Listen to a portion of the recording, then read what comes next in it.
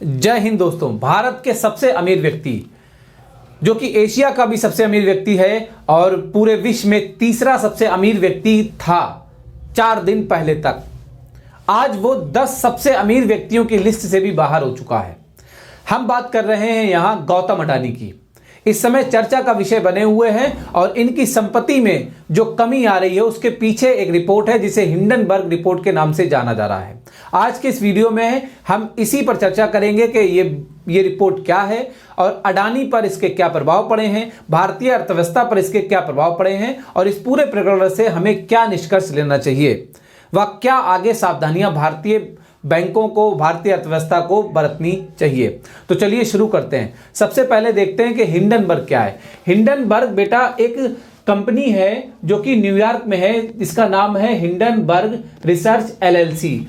ये ऐसी कंपनी है जो मार्केट से संबंधित, कैपिटल, पैसे से संबंधित, क्रेडिट, वैल्यूएशन, इन सब की जांच करती है और ये जांचती है कि क्या कोई कंपनी अपने खुद के शेयरों को ओवर वैल्यूड करके या अपने पैसे में धोखाधड़ी करके अपने बिजनेस को आगे तो नहीं बढ़ा रही।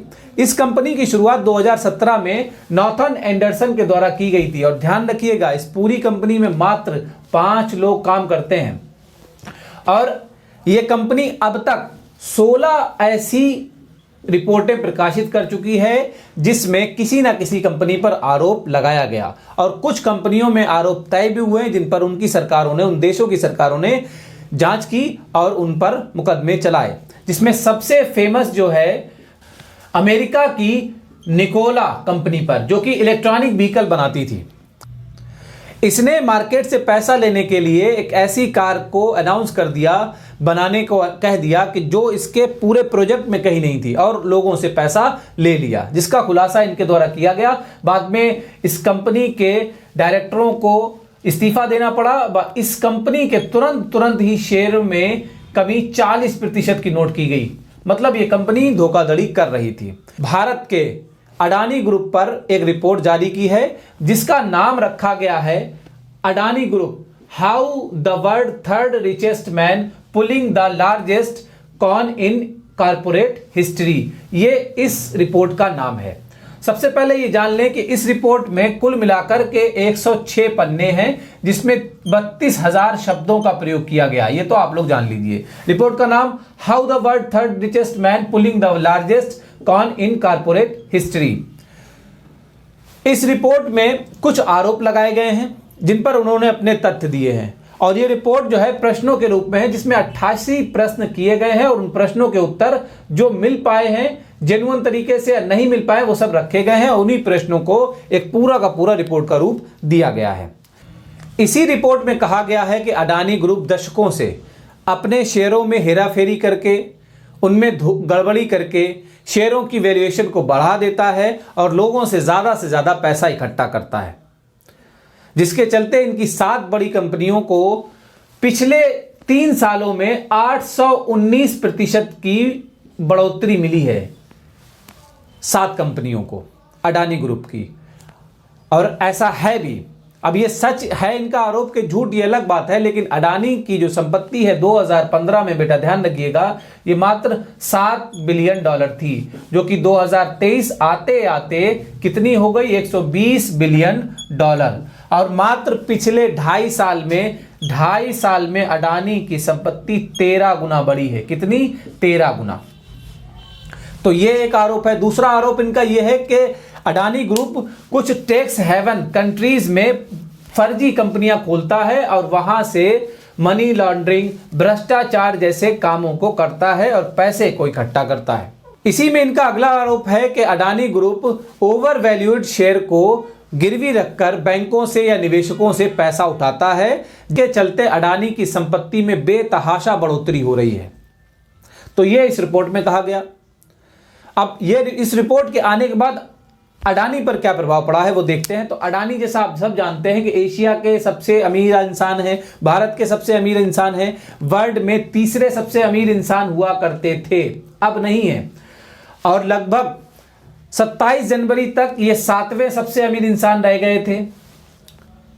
आज की डेट में जब मैं आपको ये वीडियो बना रहा हूं 31 जनवरी को, तब ये 10 सबसे अमीर देशों लोगों की सूची से बाहर हो चुके हैं और इनको पिछले सप्ताह भर में 36 बिलियन डॉलर का नुकसान हुआ है, लगभग 3 लाख करोड़ रुपए का। भारी नुकसान है, बहुत भारी नुकसान है। अब ये नुकसान सिर्फ इनका नहीं है, इनकी कंपनियों में जिन लोगों का पैसा लगा है उनका भी नुकसान है।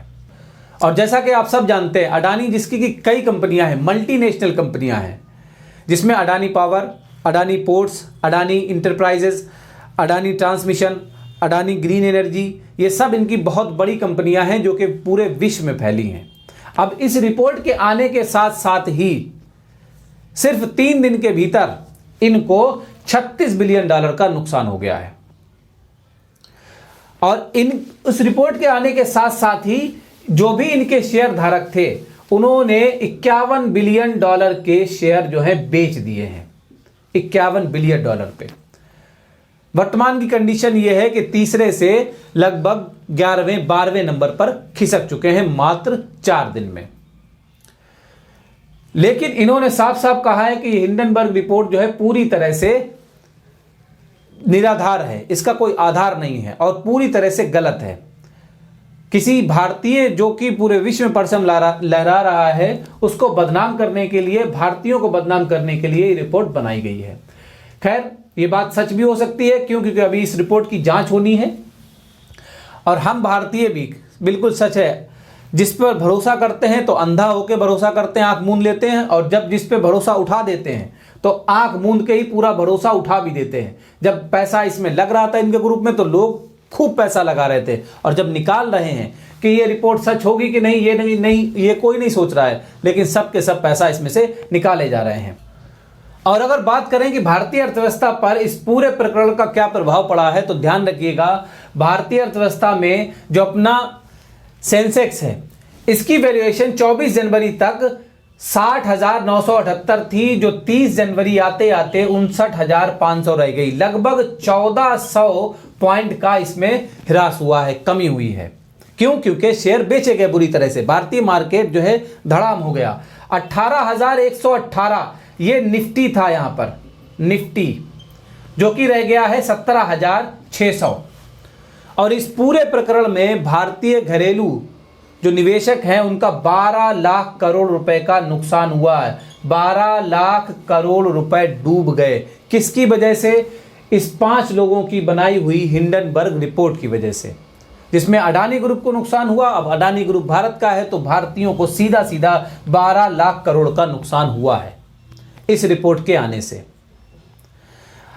अब इस रिपोर्ट में कितनी सत्यता है, कितना झूठ है, वो सब जांच का विषय है, लेकिन ये बिल्कुल सच है कि कहीं ना कहीं किसी एक व्यक्ति जो कि 2015 तक मात्र 7 बिलियन में था, वो 2023 आते आते 2022 तक 120 बिलियन डॉलर में कैसे पहुंच गया, जिसके ऊपर 1 लाख करोड़ का उधार है और मात्र 2 साल के भीतर ये उधार 2 लाख करोड़ का हो जाता है, 2 लाख करोड़ का। और इसमें सब पैसा लगाने वाली कंपनियां सार्वजनिक कंपनियां हैं।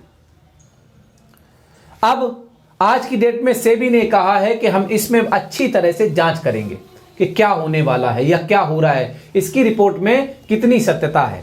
तो सेबी के बारे में बता दें, SEBI security and exchange board of India, security and exchange board of India, जो कि भारत में लेन देन बैंकों के या संस्थाओं के जो भी कैपिटल से जुड़ी हुई हैं, जो भी पैसे से जुड़ी हुई हैं, उनकी देख रेख करता है, उनके लिए जांच करता है। इसकी जो इस समय अध्यक्ष हैं उनका नाम है माधवीपुरी बूच, जो पहली ऐसी इसकी हेड हैं जो कि इससे पहले प्राइवेट सेक्टर में रही थी। इससे पहले जो भी इसके हेड बनाए जाते थे वो सब एडमिनिस्ट्रेटर होते थे, पुराने सरकारी अधिकारी हुआ करते थे। इस बात पर भी आपत्ति जताई गई कि पहली बार किसी प्राइवेट सेक्टर के व्यक्ति को सेबी का अध्यक्ष नियुक्त किया गया। खैर, सेबी अपनी जांच करेगी, वो आगे का विषय है। अब निष्कर्ष क्या निकल के आता है? निष्कर्ष ये निकल के आया है आज की डेट में कि किसी भी बड़े प्राइवेट ग्रुप पर आम जनता का पैसा जो कि पब्लिक सेक्टर में लगा हुआ है वो इन प्राइवेट क्षेत्र की कंपनियों पर सोच समझ के लगाना चाहिए। ऐसा मैं क्यों कह रहा हूं? क्योंकि इसमें अडानी ग्रुप में LIC और SBI इन दोनों का पैसा लगा हुआ है।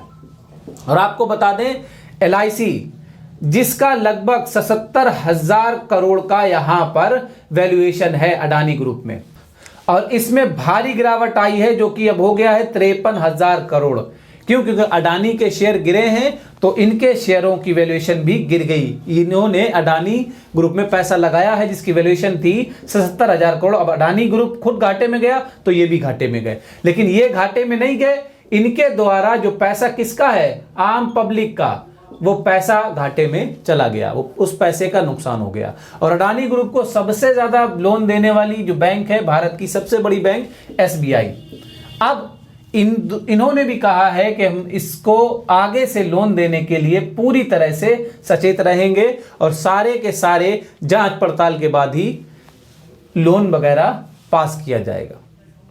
लेकिन उससे पहले अगर कहीं कुछ गड़बड़ी हो गई, कोलैप्स हो गया अडानी ग्रुप, तो इसमें सिर्फ और सिर्फ एक SBI जो कि हर भारतीय का बैंक कहा जाता है और है भी, दूसरा जो कि जिंदगी के साथ और जिंदगी के बाद भी काम आता है, ये जिंदगी भर काम आते हैं, जिंदगी के बाद काम आते हैं। अगर ये दोनों कोलैप्स हो गए तो समझ लीजिए भारत की जनता का बेड़ा गर्क हो गया।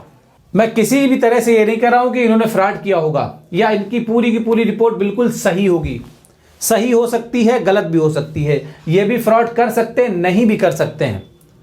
लेकिन सरकारी तंत्र को पब्लिक का पैसा आंख मूंद पर किसी भी प्राइवेट कंपनी को देना नहीं चाहिए, उसमें लगाना नहीं चाहिए। तो ये था अडानी ग्रुप और हिंडनबर्ग रिपोर्ट का पूरा प्रकरण। जय हिंद।